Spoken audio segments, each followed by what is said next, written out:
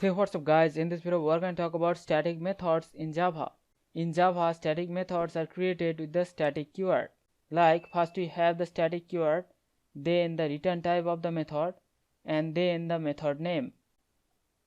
The static methods in Java can be accessed directly from static or non-static methods. And to call one static method, either we can directly call the method by just writing the name of the method, or we can use the class name and we can write class name dot the method, and also we can access the static method using the class name. So in this example program we are going to create one static method. So first we have the static keyword, then the return type of the method I'm going to write void because this method will not return any value. Then the method name I'm going to call it display, and this method will display the string Java is awesome.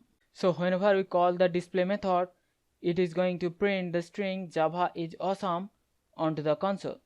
Now to call the display method, either we can just directly call the method by just writing the name, or we can use the class name like test.display, and also we can call the method this way. So I'm gonna save the program and I'm gonna compile and run the program. And you can see the output Java is awesome. So in Java we can create one static method by using the static keyword, and to call the method either we can directly call the static method or we can use the class name to call the static method. So hope you understand the concept. We'll see you in the next one. Thank you.